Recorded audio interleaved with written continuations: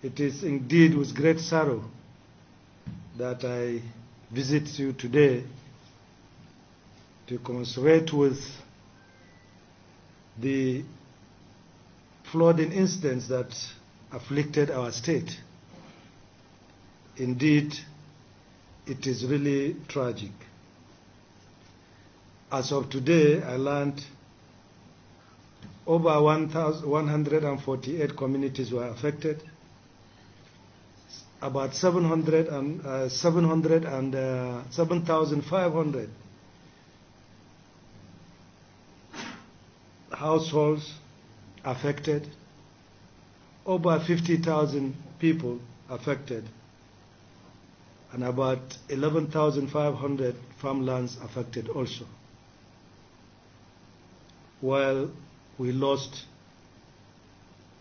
33 indigents of the state as a result of this affliction.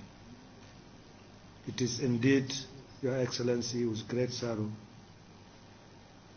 that I come to felicitate with you, to condole you, and to strengthen you.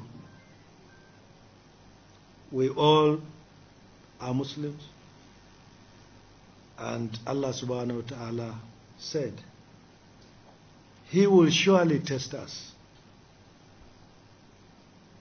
and with series of affliction. And when we said, Inna lillahi wa inna ilayhi raji'un, and be patient, Allah subhanahu wa ta'ala will reward us abundantly. So we say, Inna lillahi wa inna ilayhi raji'un. May the soul of the departed rest in peace. May Allah grant them al-Jannatul Firdaus.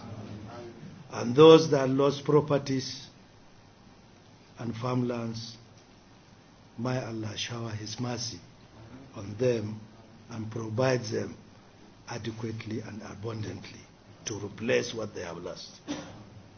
On behalf of the President of the Federal Republic, President Bola Ahmed Tinubu, he asked me also to condole, even though he has done that, and they have called the governor to condole him over the deaths of the people and to sympathize with him of the loss of the properties. He said I should deliver his message personally to you, that he sympathizes with you and the good people of Jigawa State over these flooding incidents. And he said his heart is with you, and he will do everything possible to support your cause. I want to use this opportunity also to thank the governor for his quick intervention. As the flood unfolds, we have seen the rapid response by the government of Jigawa State in alleviating the sufferings of the people that has been afflicted. Your Excellency, we thank you and commend you for that effort. I have no doubt you have your people at heart, and you will continue to support and help your people as we have seen you doing. May Allah continue to strengthen you. May Allah continue to provide you with wisdom to continue to do the best for the state. On this note, on behalf of my own family, I want to contribute a meager amount as a civil servant now of 20 million to the state government, so that it can help, even if it is by mats, for the people that has been afflicted. Your Excellency, once again, I commend you for the response, and I will continue to pray to you for Allah's guidance and for continued progress as you drive the state towards prosperity. Thank you very much. Good morning and welcome back to the Algorithm Newsroom. I am Alex Sterling and she is Nova Lynn, and here are our breaking news for today. Defense Minister Mohammed Badaru Abubakar has resigned immediately, citing health-related issues. Abubakar, 63, served 2 terms as Jigawa State Governor before he was appointed as Minister of Defense by President Tinubu. His resignation comes less than 24 hours after citizens demanded his removal, saying he was unfit to remain defense minister. A senior citizen had earlier accused the military of sabotaging efforts by his community against armed bandits, further showing incompetence under the ex-minister. What actually is paining us most is when our youth, stand to defend, to react, the security personnel are fighting us. They are fighting us. Most of the casualties in the hospitals, they were injured by these soldiers. The president has accepted the resignation and thanked Abubakar for his service to the country and wishes him the best in whatever he chooses to do. The president is expected to notify the Senate of Badaru's successor later this week, and Nigerians hope the new appointee will bring security and restore peace to the affected communities. President Bola Tinubu has nominated General Christopher Musa to serve as Nigeria's new Minister of Defense. In a letter addressed to Senate President Godswill Akpabio, President Tinubu recommended General Musa as a replacement for Alhaji Mohammed Badaru Abubakar, who resigned on Monday. According to a statement issued by presidential spokesman Bayo Nanuga, General Musa is a highly respected military officer who served as Chief of Defense Staff from 2023 until October 2025. He is also a recipient of the Colin Powell Award for Soldiering, which he received in 2012. Born in Sokoto in 1967, General Musa completed his primary and secondary education in the state before proceeding to the College of Advanced Studies, Zaria. He graduated in 1986 and entered the Nigerian Defense Academy the same year, earning a Bachelor of Science degree in 1991. Commissioned as a second lieutenant in 1991, General Musa has built an illustrious career in the Nigerian Army. In his message to the Senate, President Tinubu expressed strong confidence in General Musa's capacity to lead the Defense Ministry and further enhance Nigeria's security framework. This is a moment of reckoning and what the resignation of the Defense Ministry actually means for Nigeria. Some people see it as nothing but the fall of an era. In a move that has sent shockwaves through Nigeria's political and security circles, Mohammed Badaru Abubakar, the country's sitting Minister of Defense, tendered his resignation on December 1st, 2025, citing health reasons. His departure comes at a time when our dear country is grappling with escalating violence, mass kidnappings, and a declared national security emergency. Critically, many saw Badaru's tenure, along with that of his deputy, Bello Matawalle, that is Minister of State for Defense, as deeply flawed. Matawalle, in particular, had come under intense fire from civil society groups, security experts, and even foreign partners for perceived sympathies toward non-state actors, including bandits and armed groups. Calls for their removal were intensifying long before Badaru's resignation, driven by concerns that leadership at the Ministry of Defense lacked both moral credibility and security expertise. Let us consider why the pressure on the Minister of State for Defense should be taken seriously. Allegations of sympathy toward bandits have been labeled against him. Bello Matawalle has been accused of harboring sympathies for non-state actors. Critics claim that during his time as governor and even as Minister of State, some of his actions raised red flags, fueling suspicions that he might be compromised or unfit for security responsibility. In case you have not been following, here are some of his actions. It's the same, and it's not all of them are criminal. Not all of them are criminal, because if you know, or maybe if you investigate what is happening or what makes them to take those laws into their hand, some of them sometimes were cheated by so-called Nsakai, and I have to ban completely the NSAK in my state. The NSAK is those called vigilante group, who normally went to their settlement, destroy their property, and take their animals. You know, so and you know they doesn't have anyone to speak with. So sometimes they are going for revenge. Like if NSAK attack them, so they will go for reprisals. So that is what exactly happening. And so lack of military or security background as another that's another factor. Unlike a professional soldier, Matawalle lacks any military or security credentials.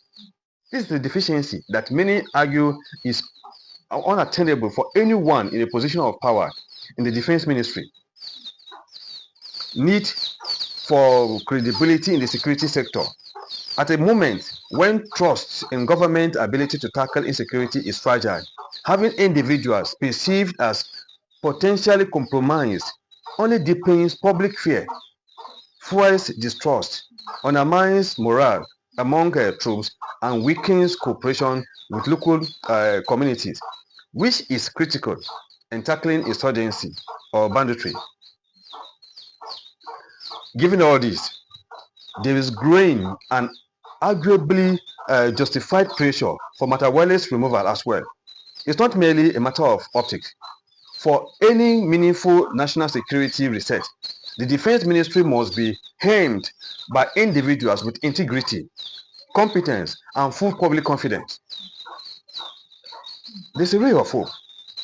Why the nomination of Christopher Musa deserves applause. Just hours after Badaru's resignation, the presidency under Bola Tinubu moved swiftly. General Musa, former Chief of Defense Staff, has been nominated as a new Minister of Defense. Here is why this appointment could mark a turning point. Professional military experience. Musa served as CDS from June 2023 until October 2025, and his career in the Nigerian army spans decades, giving him deep institutional knowledge of Nigerian security challenge and operational expertise across conflict theaters. Credibility and respect as well. Musa is widely regarded as a decorated soldier, respected across ranks. He has earned honors and led major operations. This is the attribute that enhances confidence in his capacity to lead Nigeria's defense architecture. Continuity with reform momentum is also key. His return to a senior role signals continuity with ongoing effort to strengthen Nigeria's security framework. Given that the president recently declared a national security emergency, Musa's appointment underlines that the government is serious about recalibrating its approach. Public confidence and unity of purpose also should be taken seriously. Civil society, youth coalitions, and defense stakeholders have already expressed support for the move, arguing that Musa's leadership will help restore confidence in state institutions and galvanize public cooperation in the fight against insurgents, bandits, and kidnappers. Let us watch some of his public presentations here, and I'll be back. I've had countries, because of the level of insecurity they had to fence their borders. I know sometimes when you mention, people say, no, it's not, it's impossible. Pakistan fenced 1,350-kilometer border with Afghanistan. That was the only time they had peace. Saudi Arabia and Iraq, 1,400 kilometers fenced completely. Can we start thinking of fencing our borders? We have 1,500 kilometers with Niger Republic, 1,900 kilometers with Cameroon. Chad is there. All over us, surrounded by Francophone countries, and the Sahel is heating up. If we don't do anything, when the Sahel falls, it is Nigeria that everybody is interested in. Because they believe Nigeria is huge, Nigeria is big, Nigeria is rich. And that is what we should start thinking about. How do we secure fully and take control of our borders? It is critical for our survival. It is critical for our sovereignty. Not be afraid to take out any criminal or any enemy that is destroying or is doing any acts of killing. Is that clear? And I do not want to hear that I was not giving any command. As long as you are deployed, your task is to secure your community. You are all aware on what condition you are supposed to shoot at the enemy. When your life is at stake and you have no other means of protecting yourself, you are allowed to fire. When your colleague's life is at stake and there is no way you can stop, you are allowed to fire.